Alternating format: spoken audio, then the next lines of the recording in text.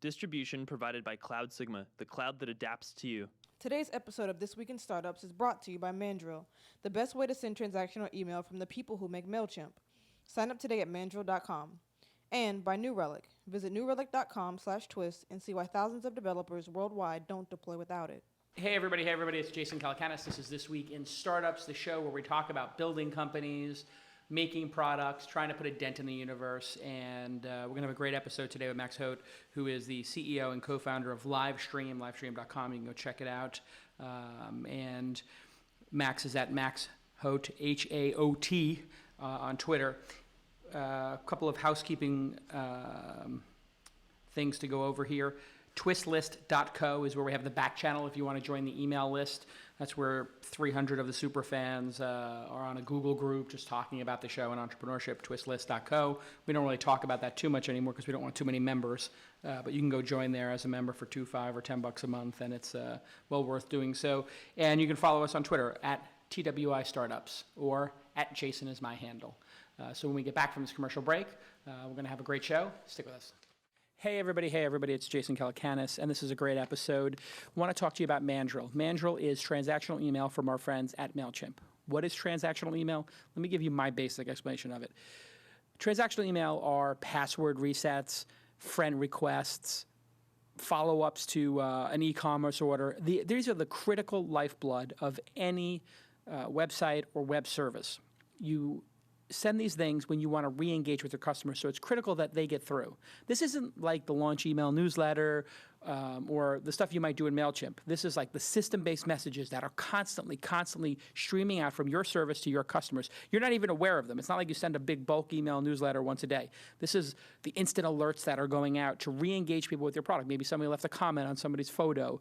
Maybe somebody uploaded a photo. Maybe there's something in somebody's folder. Maybe there's a password change. You get the idea. Transactional emails, and Mandrill is the best service for this, and it comes from our friends over at MailChimp, which you know all about because you've heard me read about that product many times. But you can monitor this performance in real time, and they have these mobile apps, which are just extraordinary. Take a look here.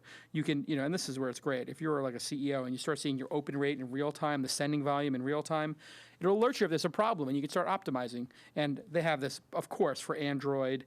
Look at a 5-star rating. Of course, it's doing fantastic. They also have A/B split testing. And that's, amazing for transactional email. That's the only provider who provides that. That means you could A/B test. Hey, let's test one subject line versus another and do that in real time, see which one creates more open rates. And the pricing is extraordinary. Look at this. My God, it's free for up to 12,000 emails per month. That is a great price. And then 20 cents per thousand for the next 1 million, 15 cents per thousand for the next 5 million, and 10 cents per thousand for the remaining emails. It's incredibly affordable, and they're releasing new features every single week. No feature gating. That means all features are available for all users, whether you're paying or not. Sign up at Mandrill and thank at Mandrill app on Twitter. Mandrill is Mandrill. Just think Mandrill. Mandrill. And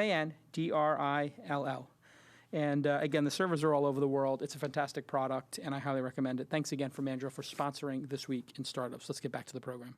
All right, everybody, welcome to the program. With me, Max Haot of Livestream. Welcome to the program. Thanks for having me. So when did you start Livestream, and why did you start it? We started in 2007, so it's been a 6-year adventure. And really, we started Livestream under a different name. Our original vision was to help every blogger create a 24 TV station. And we very quickly realized that actually bloggers, they didn't have the audience, they didn't have the content. And event owners was really where our market was. We would see event owners coming to Livestream, using our platform to extend the event, to broadcast it live, and bringing an audience, bringing compelling content for this audience, and doing it week after week. So that's really eventually how we renamed the company from, in the early days, Mogulus to Livestream. I remember when you were Mogulus. You have to start somewhere, and as an entrepreneur, you sometimes make a mistake. And I think let's talk about the mistake. I mean, your original idea was all these bloggers in 2007. It was becoming like blogging was the the social networking of that time. Yeah, and video was just starting. Obviously, YouTube was already there and established. And YouTube, even YouTube, I mean, it was long before Gangnam Style or any of these sort of YouTube stars became big. It was the early days of YouTube. Yeah, well, although Google had already acquired, or Google just acquired at the time when we 2006 started. or 2007. So with Mogulish, you wanted bloggers to have their own TV station, like they would talk into the microphone or they would collect clips or something? Yeah, the original idea was to democratize live videos so that, you had a blog, which was the equivalent of a, newspaper and so on, and now you could add a TV station. So that could be 24/7 programming that would loop all the time, but as well as going live to your audience and creating a show.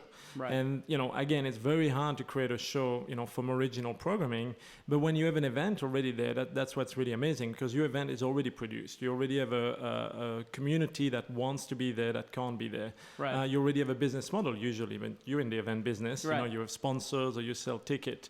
And we realized really the big opportunity in live streaming and the power of live streaming is to basically take existing event, give them technology and know-how to basically extend the event to viewers on mobile and on the web. Why do you think you made that mistake early on? Since as entrepreneurs, they always want to understand the pivots. Yeah. How long did you try to get bloggers to do it? And what were the early results like? I mean, there must have been, at some point you said like, God, it's just taking too long to get bloggers to do it, or they just sucked at it, or what was It was actually more organic. Our marketing and our messaging was for bloggers, but it was very quick to see event owners coming to the platform.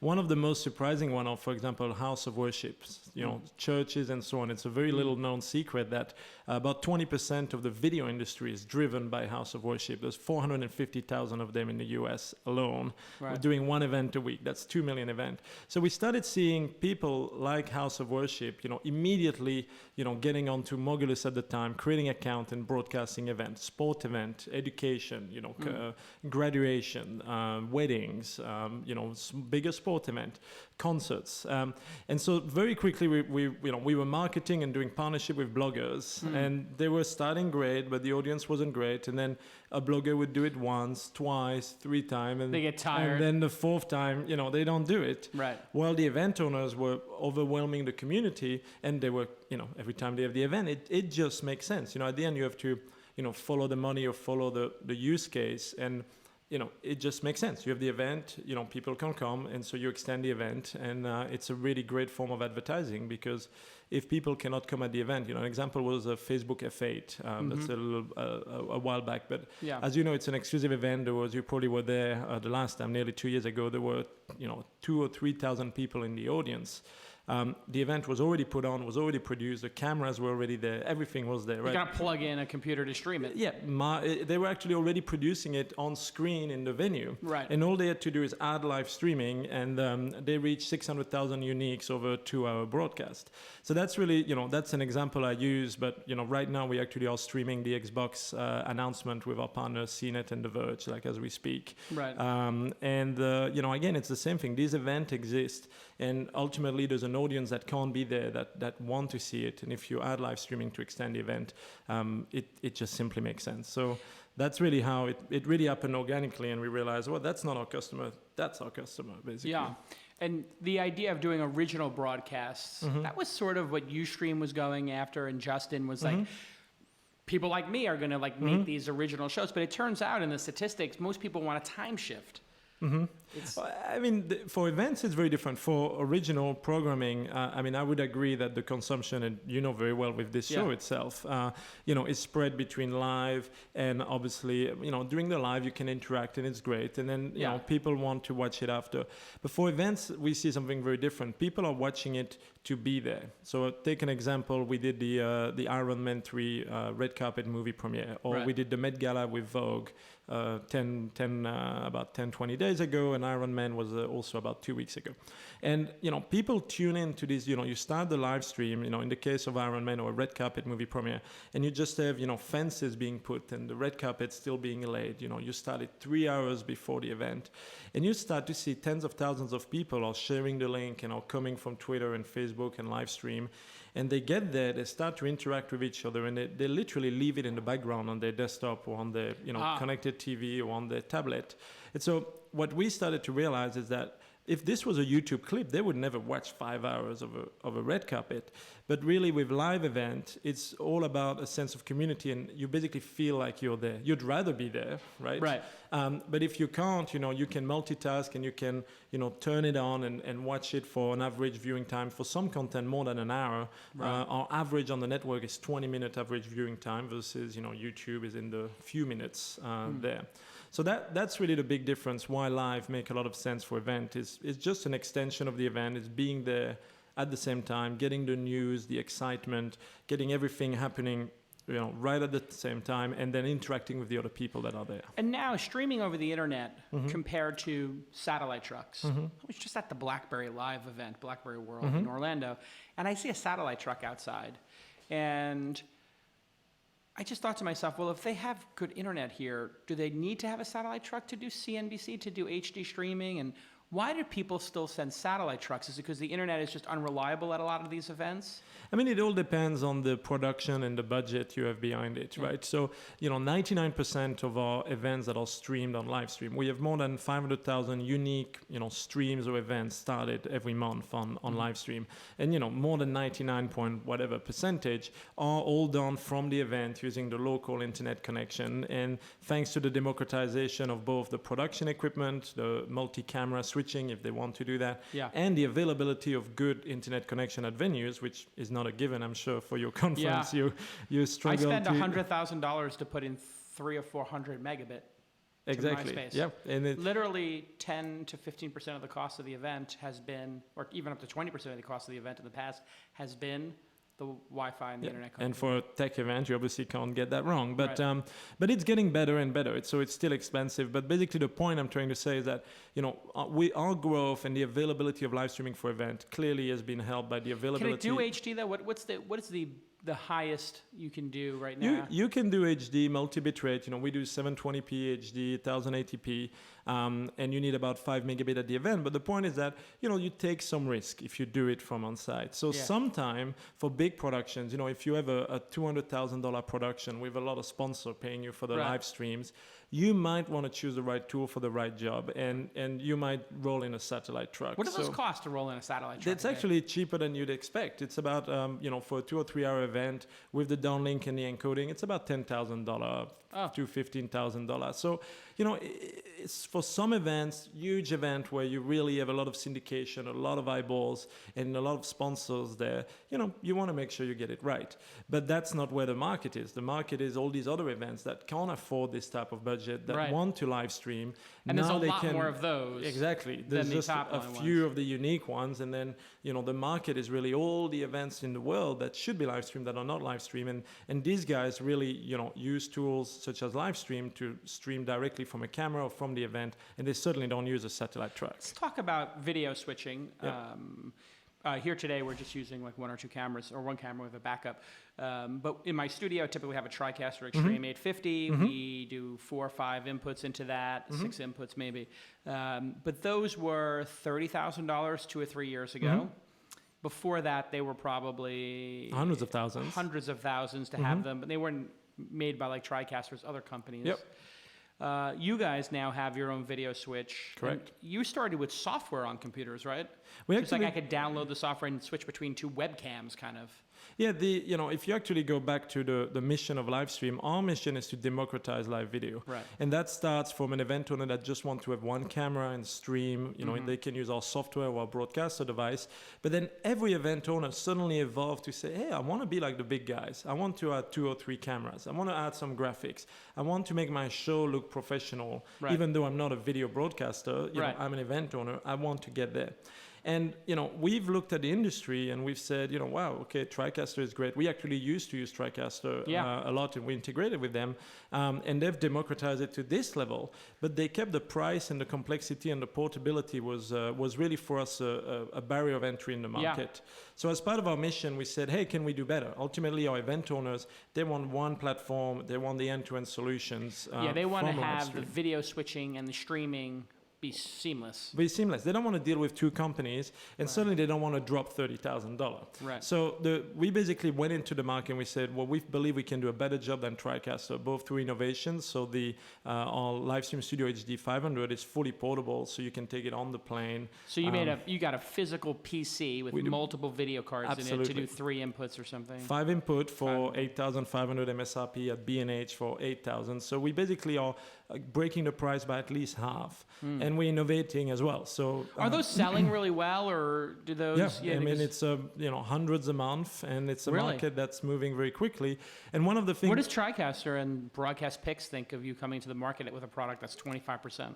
I mean, we also are partners. We are integrated with the TriCaster, but it's a competitive. It's a market that's moving, and I'm sure. Have they reacted? I mean, what's the cheapest you can get it from them now? Have they come down in price? They did some promotion. We think they try to react, but the main advantage that Livestream has is that for us, the hardware is a means to an end. We're not you don't a hardware have to make company. money from it. Yeah, we can make some money, but we don't have an incentive to keep the margin high. Our incentive is to get the content on Livestream and to get producers to live stream even though they were not going to live stream. Right? Democratizing live video. That's the mission. Yeah. So those guys are trying to make 300% for because the hardware to build this stuff.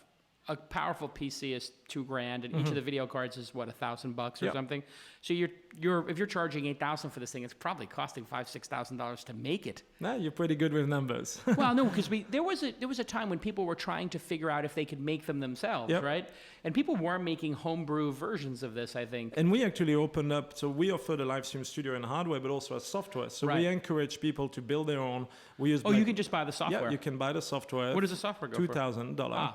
And you can buy Blackmagic card and build it yourself. Now, it turns out that a lot of people, again, they want it supported, they want it to work, and they ended up buying the hardware. But we have a lot of users that are building their systems or integrated. But the other point, which is... Because the software, I remember when you first came out with it, it was very basic. I mean, it kind of didn't work that well when you just had the software. You mean in the early days? Yeah, early days. This is totally a new software that, all the reviews, when it competes with TriCaster, it's a lot of people are finding it more stable, more feature-rich. And it's a true broadcast quality switcher. We have a lot of companies that are buying it for doing, in-venue broadcasting. So think of a concert venue, and they're really looking, or even a church, they're not looking at streaming yet, and they're really looking for an affordable switcher that might be portable to switch 5 camera, mix some audio, and then show it in screens for the audience there. Now the beauty is, so we have these customers that are coming and we help democratize, live video inside the venue. But now they are live stream enabled. When they are ready, they can press the go live button and they can be live seamlessly on livestream.com. It's getting easier and easier. And how do you guys make money? Do people pay for the live streaming service? So, most of our revenue today is our plans for the producers. So the viewers obviously can enjoy live stream for free. Of course, And then the producer, we offer different plans. So you can stream for free, but it's only on livestream.com. You can't embed it on your website. So I have to give up my domain name and you have to move it, and your viewers have to register.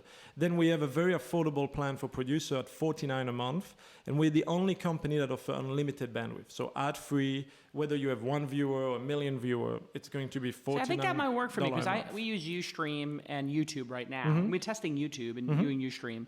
Ustream always has too many ads, and I don't like the interface; it's too cluttered. But you guys do it for $50 a month. I can take all that off and clean it up. So $50 a month, you have to send the traffic on livestream.com, but people don't have to register. It's a branded page for you. And then we have but I have to give up my domain name. Yeah, but $3.99 a month, you can put it on your website. It's totally on your website.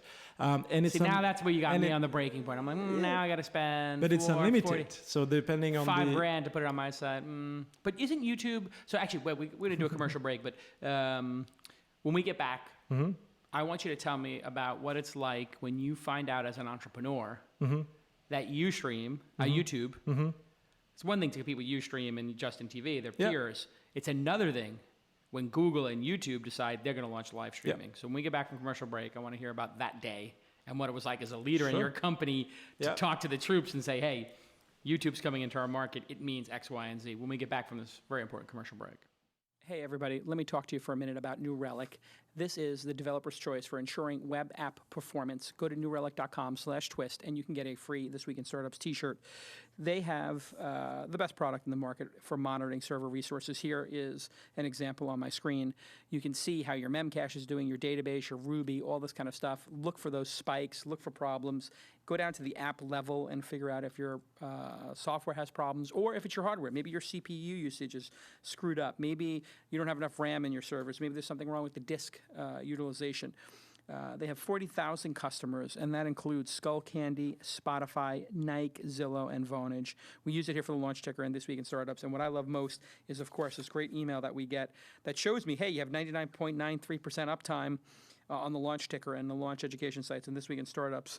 It really helps to get these emails and to have this critical, very granular knowledge about your service. Speed is one of the best features. Stability is one of the best features for any web service. I was just talking to somebody about Instagram, an insider, and they said Instagram was obsessed with how quickly the photos appeared in the app, how quickly they got uploaded, how quickly you saw them, how quickly comments got added. And they, instead of focusing on features, right, because Instagram didn't have a lot of features for most of its life. In fact, they didn't even have an Android app. They focused instead on speed and stability.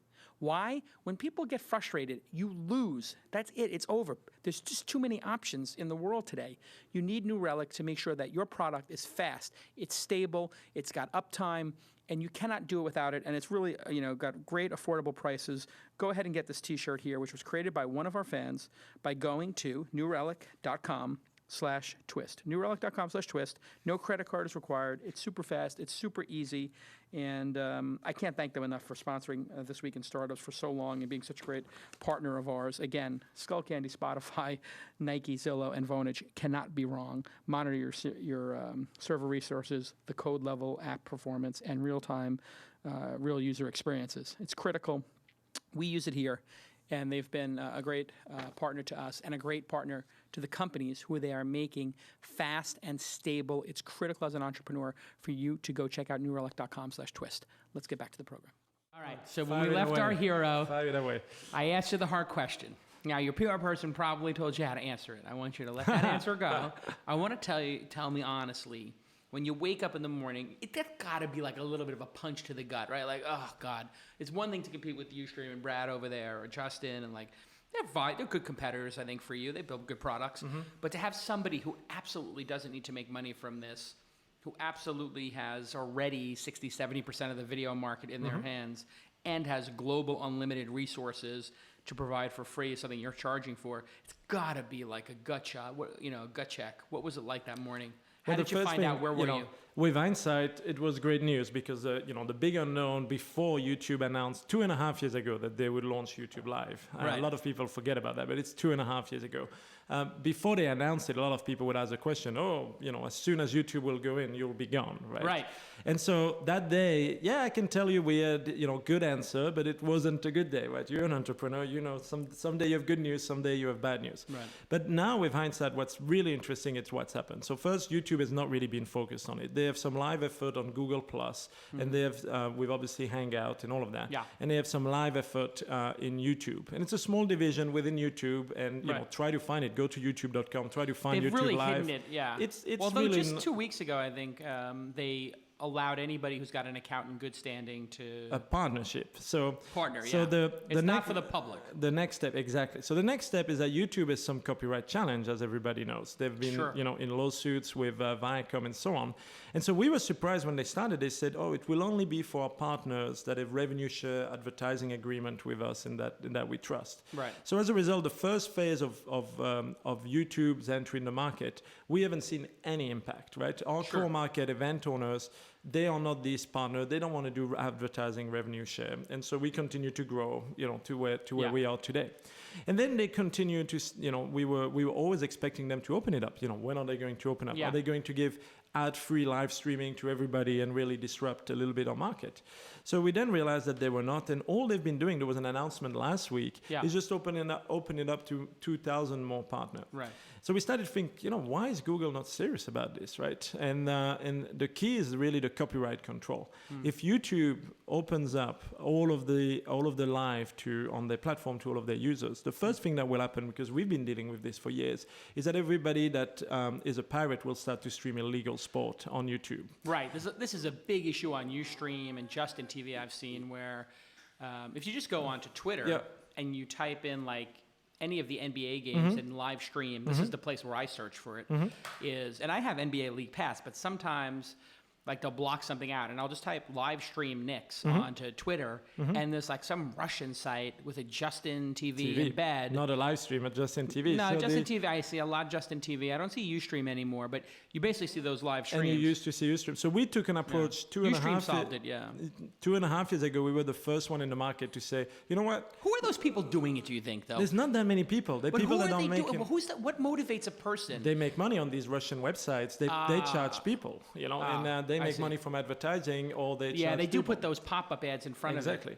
So this is a totally legal activity, and the DMCA, the Digital Millennium Copyright Act, right, which is what YouTube's full defense is based on, which is the idea of you as a right holder have to tell us what to take down. We have so much content, we don't know where to look. Common carrier, like we're a hard drive like Dropbox. Exactly. If you find something, we take it down. But we are not going to look. So we took a different approach. We said, actually, we rely on the DMCA, but the top 50 channels on live stream, the most popular, we are going to look at them 24/7. And when we see something illegal, obviously illegal, we take it down. Right. And so the great thing is the rights holder love that because they don't care so much about the channels that don't have that many viewers. Yeah, they just don't want the pay-per-view mixed martial arts or NBA game to have 10,000. Exactly, or 100,000. Yeah. You can see things with like 700,000 concurrents. So, Wow. so what we did is we basically said, hey, we're going to kill the streams that we think are obviously legal and that are in our top 50. And block the account or something. And block the account, the IP address. And so we lost at the time, 2.5 years ago, 40% of our traffic. I think others in the industry have followed.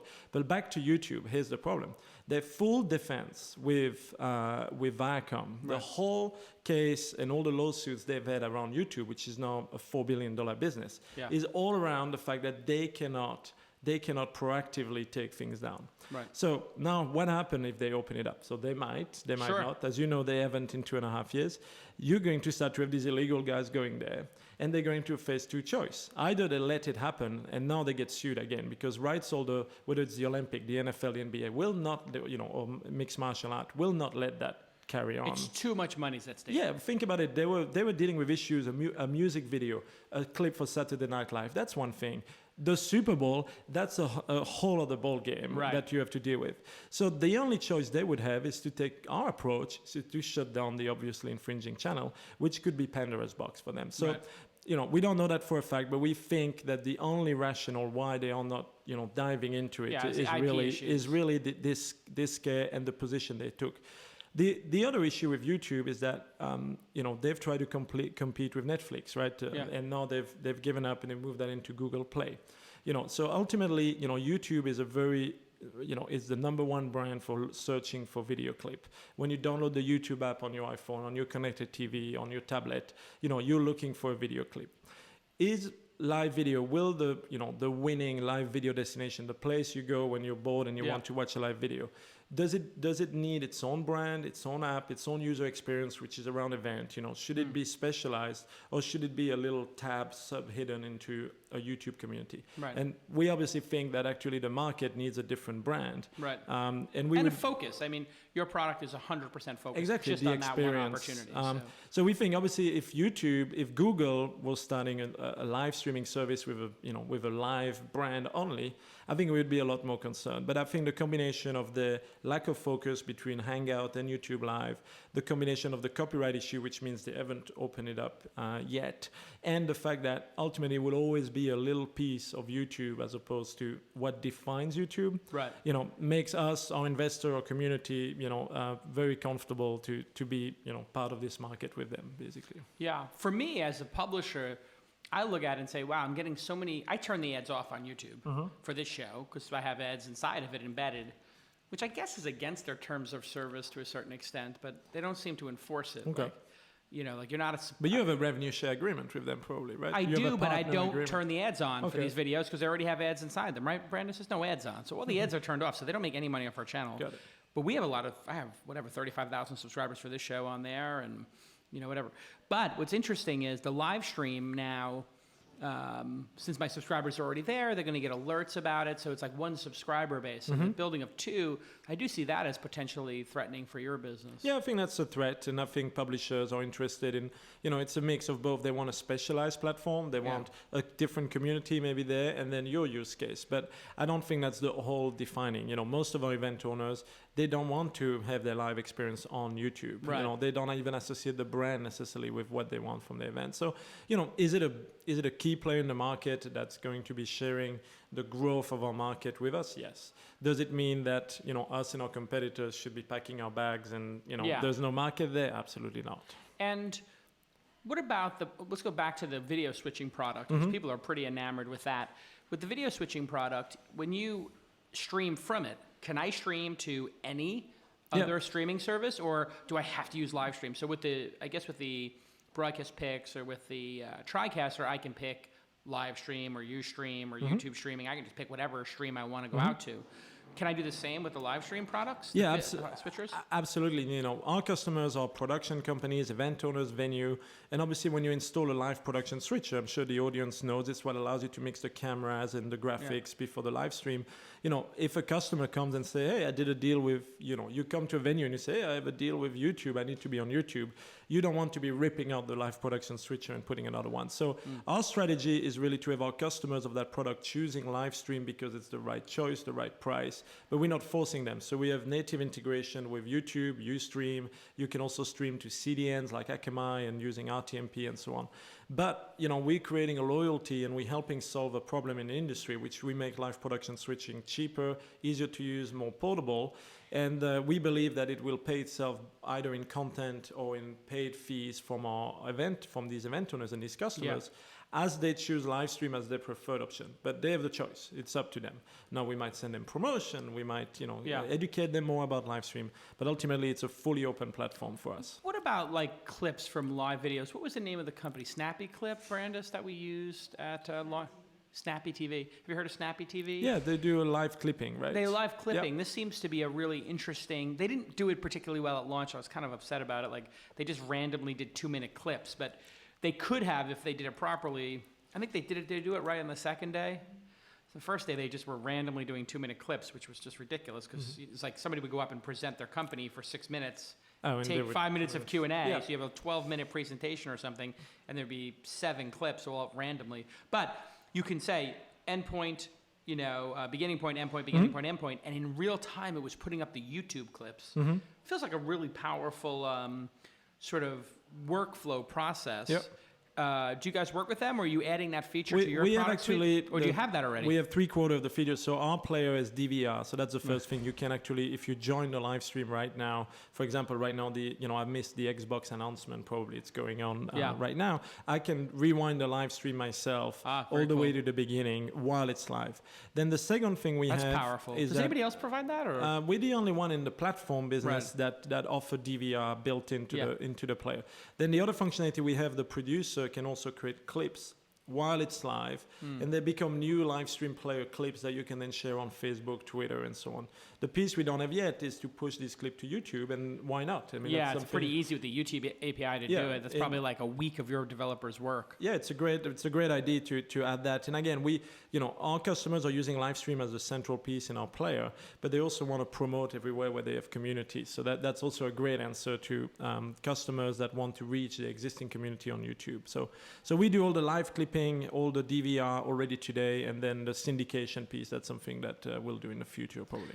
And do you think anybody is going to create an internet-only cable channel? And how close have people gotten to doing that? We have HuffPost Live, the Young Turks. Everybody thought this would have happened by now, that somebody would have a 24-hour news station off the internet, but nobody's done it. You know the space really well. Who's doing the largest daily broadcast? Leo Laporte from This Week in Tech. Who's doing the largest network of live TV? I think that the opportunity is in existing event, not necessarily in original programming. And what's interesting, I don't know if you followed HuffPost Live, is a great example. Ultimately, it's a TV station, and if they want to grow and they want to survive, they need to get distribution. And I don't know if you followed, they got a cable deal. So they did. Yeah, they did. They got a cable deal. So what cable channel are they going to be on? I think on Time Warner was part of something, but they definitely are going the other way. They're going into cable distribution. So it's almost like that was their, like the 3 or 4 hours of live streaming a day was their testing their format to get on regular TV. I think to build a compelling, 24/7 original programming channel, you need to think of yourself as a traditional TV station. Even though the cost of producing has gone down, you still have a lot of things to do: promotion, advertising, paying talent, building studios so it look good. So the economics, unfortunately, do not work, and it's back to, for at least as far as we've seen, it's back to why we switched from Mogulus to Livestream. We felt that this will be the world of today. But don't you think at some point your original Mogulus vision, because I've always dreamed of this, like I could do my show 5 days a week for 3 hours a day if I, got outside of tech. And the Young Turks do 2 hours a day of live broadcasting, and they make it into small clips, and they seem to be on the cusp of figuring it out. Yep. Huffington Post, they got $10 million in sponsors before they even launched it for the year. And they're really good at selling ads, and they have Ariana Huffington's name behind it. But it seems like somebody will get back to your original 2007 vision and have a studio somewhere where just on, the internet, they'll have a live cable network. Or do you not think so? How long? Because it's got to happen inevitably. When will it happen? What I'm saying is that because you don't think the opportunity is for the there? ones that it happens, then they will get traditional distribution, and basically they've why would they want traditional distribution if there's more people on the internet and more people on devices? Because of promotion. So that's the problem with the traditional distribution. You become 1 of 1,000 when people flick with their TV but remote. Even still, you have MSNBC. What do they get per day? What do they have live on MSNBC at any given point in time? 50,000 people? Paid by subscriber, right? So that's a whole other business So model. they're getting paid by the subscriber They're getting paid base. by the cable company that but they only have 50,000, 100,000 people watching Current or MSNBC live at any given point in time. Yeah, but they get a few cents per every subscriber of the basic package of Time Warner Cable. So we would be so excited if actually our network was also full of not just event streaming but original programming, and I hope that this vision really occurs. But I think the realization is community and content is king, and it's not because just the technology has been democratized that suddenly you can create TV 24/7 TV network that makes sense. And that's really where, if you really think about events, we think that there are more than 14 million or 12 million events every month in the US that should be live streamed. So if you look at the market, we could focus on taking creators and trying to, get them to create something from scratch. Or you have, 12 million event plus every month, right, happening in the US that are not on TV, they're not on cable. Right. And maybe 1% of these guys are streaming, either on live stream, Ustream, YouTube. But sports, like who are these sports teams that are putting stuff out? There's like kids hockey teams or kids baseball teams are live streaming now? It's everything from a curling game, a tiny league, a bowling game to, how many cameras do they have? And how do they do it? They just put fixed cameras up? Sometimes they start with one and then they go up the food chain. They buy the studio product. Or on the high end, we have, for example, the Supercross, sponsored by Monster Energy Drink. Right. Every week they have an event with about, 20,000 concurrent viewers, 150,000 uniques. Wow. And they're just on the cusp of being on TV. They haven't got the cable deal, right? Right. So the opportunity is you take these from these big sport events that are not on TV all the way down to, the tiny sport event that is a community. Now, what about getting the live? Because when we saw the Boston bombings happen, a lot of the Boston TV networks started publishing to Ustream or other places, but they seem to do that temporarily. Yep. When are we going to start seeing that become permanent, where like you can always pull up a live stream? That we definitely have cracked. We have 25 live news stations. So right now there's a Oklahoma storm or hurricane going on right now. We have 2 permanent news stations on live stream that are streaming it on our homepage and on their website. And the key to all of the news stations. So they'll do it. The news stations will do it during a crisis. No, we have it. We have 24/7 news station. We have about 25 right now, and we'll have 100 local news stations. Local news station. And the key that how we unlocked that. So for example, during the news in Cleveland recently, we have a station in Cleveland, Fox 8 Cleveland. Now we have 2 stations in Oklahoma. and in Boston we have a couple of stations as well. So the key for us to crack that has been we gave them technology that replaced the ads that are on TV with web ads. So we've helped them with monetize automatically with mid-roll, and also we help them when the local TV station don't have the rights to broadcast the NBC network programming. Right. They can only broadcast online and on the internet. That's the another local, problem. The local right. So they stuff. can't put on whatever Johnny. They can't put on Jay Leno or some TV show or CSI. No, exactly. None so of what that. do they put on when CSI is on? So we've gave them a box, and we have a partnership with them. So we give them a live stream box, and what it does, it repeats the last news broadcast as live until the next one happens. Got it. So turnkey with It's a loop. Yeah, it's a loop, but it's as live with adverts and everything. So we've enabled them to monetize. We've enabled them to clean up the content they don't have the rights to broadcast. And also, a lot of work. And also now you need, because of the FCC requires closed caption. It's an interesting new rule with all the broadcasters around the US. If you are broadcasting a piece of content on TV, even a press conference, and you want to broadcast it online, you need to have closed caption online on iOS device, Android, and web.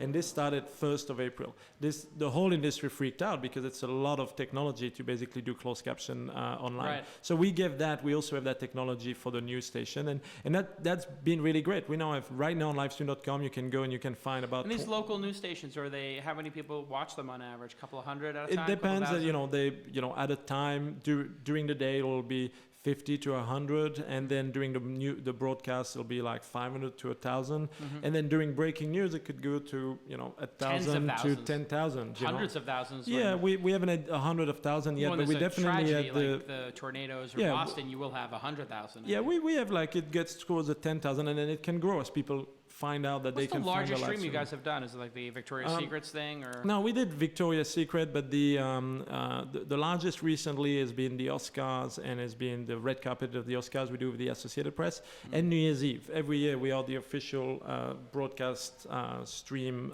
party for the people that organize the event in Times Square for New Year's Eve. But not Dick Clark. Not Dick Clark, what's on TV, but right. it's basically a feed. It's an 8-hour live feed that is sponsored, and that is for the internet, but it's for a global audience. Got it. So people that are outside the US, or people that even, they don't have access to the network that's carrying the Dick Clark production. So we have access to all of the cameras from Dick Clark, and we And have what about international? I mean, the rules are different outside the United States about broadcasting and stuff like that. Do you think there's going to be a huge market for this in China, India, et cetera? And will this break the internet? I mean, people talk about how Netflix is a third of the traffic at night, and Mark Cuban famously would write about how, like, hey, if Netflix keeps going and if everybody was using Netflix every night, it would become 10 times the traffic of the internet, and it would break the internet.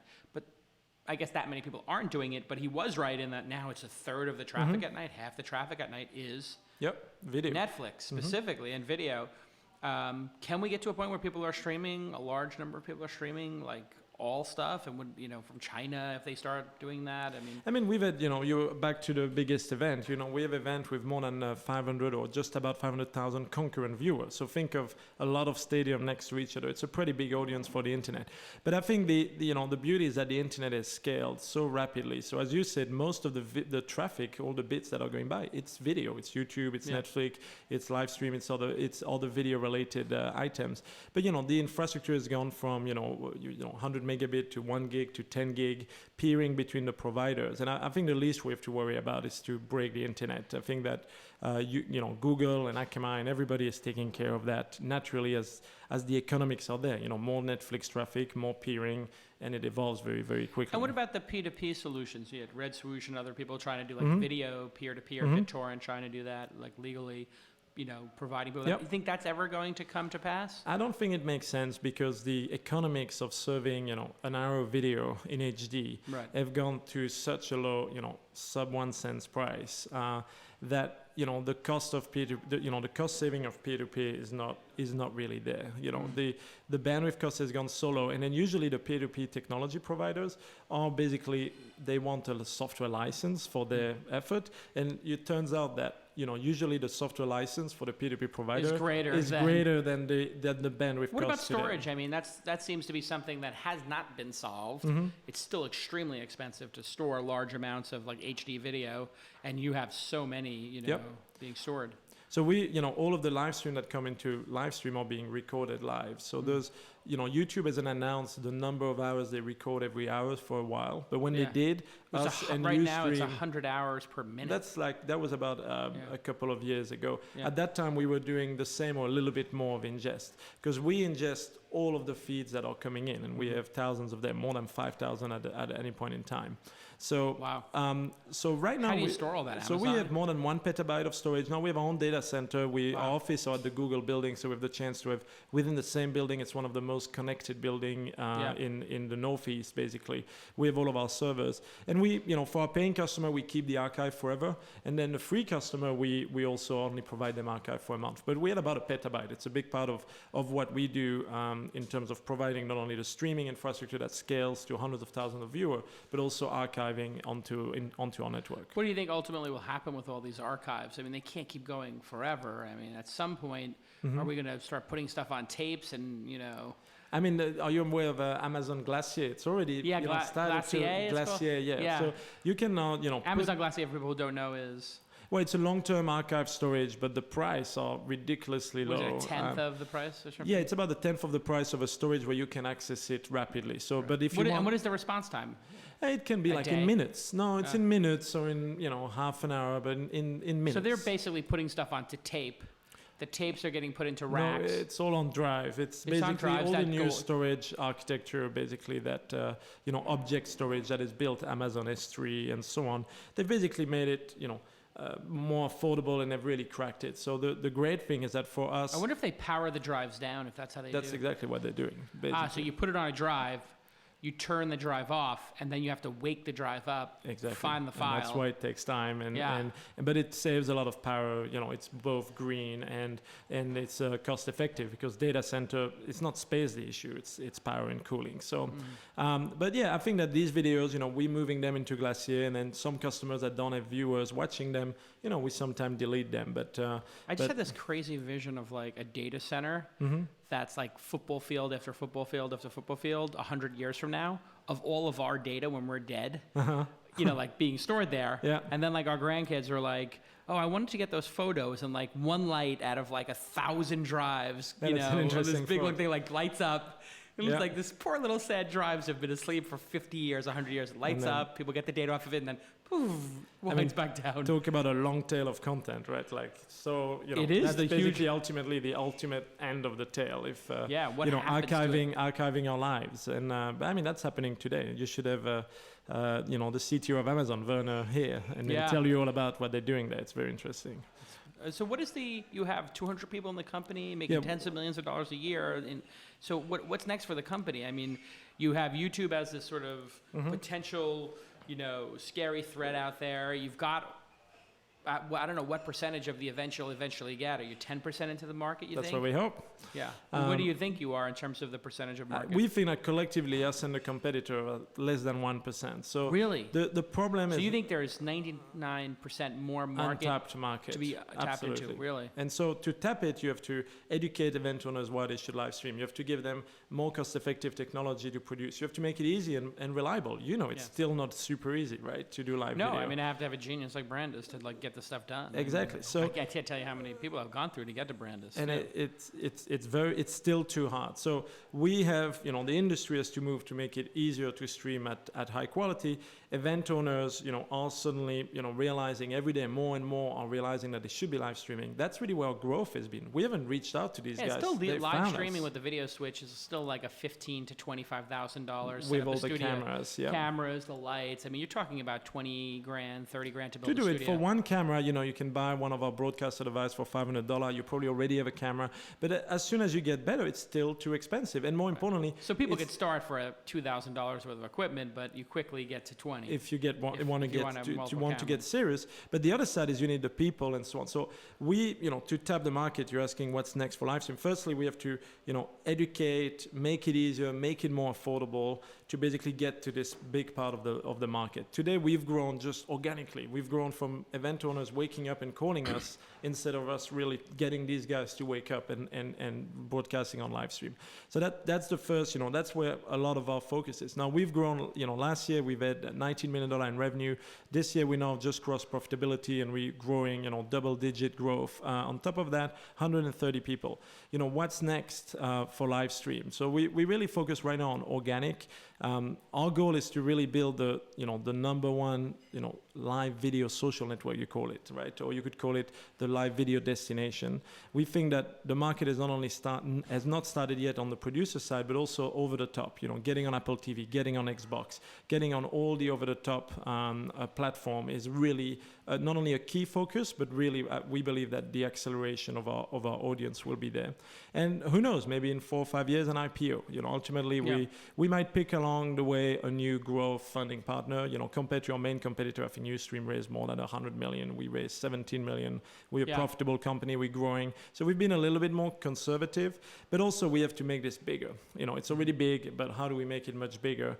And how do we get to a point where we are public and 100 million plus in revenue? What do you think of the auto switching technology that Google Hangouts has now, where like whoever's talking gets the video? Like, do you think that eventually switching, and one of the solutions we talked about is you need to have another person in the room, but if we set up the 2 microphones and 2 cameras and I start live stream, would it automatically switch cameras based on who was talking? Yeah, I think that trying to innovate, I started my career wanting to be a live TV director, and somehow go to camera 1, go to camera 2. Roundabout way, I'm enabling live TV directors, but there's a lot of innovation. Because ultimately today what we do is we replicate the existing model, but instead of having a truck, you have a little live stream studio you can bring along. But it's the same model. Now, instead of having 10 people doing something, you have 1 person that can do it. But absolutely. What about getting to know people? I mean, do you think the Google Hangout technology will eventually become so good that you'll have something like that on live stream? I think Hangout is really focused on family broadcasting and conferencing, Businesses, and you can't focus on everything. Some people are publishing them though. They did put that in there, and some of the live streaming, but it's not really relevant. And I don't think it's a question of focus. But back to your question, will we innovate in terms of automated live switching? Should we make live switching easier? Should we make it more automated so that you need less people? Absolutely. And I think that's the future, especially, for example, covering sport. One of the most expensive, doing a 2-person interview is actually super easy when you compare it to a sport event where you have to have really good cameraman following the balls and all of that. Puck, so automating that is a key. Is that automated on TV, like when you're watching hockey? No, that's a director. No, that's a director. But there are companies that are interesting. We're talking to that have innovative, SDKs along automating and really. And, so who's furthest along in that? Yeah, I mean we keep our partners confidential there. But the point, I think. So what sport are they doing? Are they doing basketball? Basketball is one. So that they we've know seen. who's got the basketball in their hands. Yeah. Image recognition. Image recognition of the basketball, and then it just zooms in on it or changes the camera? Both, tracking within the camera. But yeah, I think that Wow, when do you think that technology will hit? I think, we're all pushing the boundaries. The question is all to package it, right? It's not just to have a company there doing it. We have to connect it all. And that's really our job, to connect that technology. You need to have a button that says, like, start. Automatic switching. That's right, like really what if it starts looking at the guy dribbling the ball in the on the bench, right? Like instead of the ball on the court, right? It's got to like... The technology has to be good. And do they put something like a crosshair on the ball or something to make it like accurate? No, it's all based on image recognition, which, it's pattern recognition. It's not that different for some of the things you've seen in, on the NFL, the line and all of that. Yeah. But, back to the point, I think, this is a key part of democratizing live video and we are playing a role in it. I think right now, again, we're still really at the beginning. I mean, this interview, the editing, exactly as you said, that you see that in Google Hangout, but that's really not designed for this, but this should be automated. You shouldn't What about drones and video? I mean, I know it sounds far out, but people are putting drones up, putting balloons up with aerial cameras and stuff like that. Are people doing that with your service now? Yeah, adding a camera? Because you do have the 4G, like multi-bound. Yeah, we have the box and we have What do they call that as box well. you guys have? Well, we have the Livestream Broadcaster, Right. and then we're launching with Verizon a version with the LTE built in later this year. Right now you need Wi-Fi or Ethernet, and you can plug it to a camera and it's powered by batteries. I remember Leo Laporte running around South by Southwest 5 years ago with like a huge backpack like with the 3G Lively on it, backpack. and it didn't really work very well. He'd be like, Yeah. But now with LTE, this it's is going to be a little bit better. smoother. Yeah, with multi-bonding. But it's interesting. Drone is very exciting, but the issue is that for live stream to be popular, you need it to last a long time. The Drones drone don't have batteries. batteries, and it's not reliable. So Yeah. You can send up the drone for like a couple of shots of the crowd. and it's not a live stream. Now, if you could keep a drone all day out there with a live video, That's what I want to do. Hey, Brandis, take a memo. For the launch festival 2014, I want drones to fly in across the audience with a camera on it. She's making a memo right now. Game. Absolutely. So Memo, Kieran Kalia, we need to get drones. I want Send I in the want drones. to be I want a button. I press like send in the drones. I want to be your partner for the platform when you do that. So Exactly. Let's get rid of the actually, camera They and also the camera have these, crew. like the NBA has those cameras that are on like a Carbon fiber. carbon wires. fiber, yeah, and they just slide up and down it. But that you're talking about, it's not democratizing because that's a really What is that, like expensive- $100,000 device? It's specialized companies Yeah. that come and do that. So, but But we're going to see a lot more cameras too. I mean, you're going to be able to pull Google Glass into a Google Hangout or live stream eventually. Like we could be doing this interview, and instead of me having cameras over each other's shoulders, we'd just be wearing Google Glass. Yeah, we're very, very excited about Google Glass, and we hope they keep the video API open so that other people can Yeah, they use will. it as That a would camera. be really douchey of them to keep it closed. Yeah, so we... But I could see that. That's interesting you say that, because if it was Apple, they would keep it closed. But I can't imagine Sergey or Larry being like, yeah, the only video apps are going to be ours. But yeah, you think that will be like interesting? I think are you guys part of the beta? Do you have Not a yet, pair? so we are, we're working Is through the anybody channels. doing stuff like that? Anybody doing live streaming yet on it? Well, Hangout is. Hangout is, right. Yeah. So, but with the API, Right, we they hope did that they thing will... last year where they jumped out of the plane with the Yeah, Hangout. that was kind of fake. But Yeah. right now it works with Hangout and Live, and we have good source, obviously, our early adopters of the glasses. But back to the point, we think glasses, back to our mission to democratize live video, that's definitely a very key part of the ecosystem. Like for you want to some get events. yourself onto like GoPro. Like you would like to have live stream built Yeah, into and GoPro. we integrate with our broadcaster, and now we have to get inside the camera. And Right. that's really, again, a key objective, to get inside all of the camera. It's like to connect to Evernote's us. strategy is like they got to be on every platform. And now when I get like a Windows, or they just got the Google Pixel laptop, the Chrome laptop, and I was like, there's no Evernote on it. It sucks. And they're like, yeah, it's coming. Or I got like the BlackBerry, and I'm like, where the frick is the Evernote on BlackBerry? And they're like, it's coming. But like he's committed to putting on every device. I think that's going to be a key for you. If you can get... Well, for the viewer side, there is no choice. We have to Right. be on every device, over the top, connected TV, game console, tablets, obviously, iPhone, and How soon before it's built into like video cameras though? Like how soon before? I mean, obviously on a smartphone, you guys have a smartphone app to live stream. to But, broadcast and to watch. but how soon before I buy like a digital SLR, like a Canon, 60D or something, and it's got live stream built into it? It started, so we're in conversation with a range of manufacturers. They all are releasing Wi-Fi capability in their Right, camera. that's going to be the default is to have Wi-Fi built in. Yeah, that's already started, and Yeah, now we but are... you need to have LTE built in. They Yeah, need to have that's- this. That's another $50 to put that chip in though, right? So they're not going to do it. $50 at the very least, because we're adding it to our live stream broadcaster box. The great thing about the live stream broadcaster box, it works with every camera.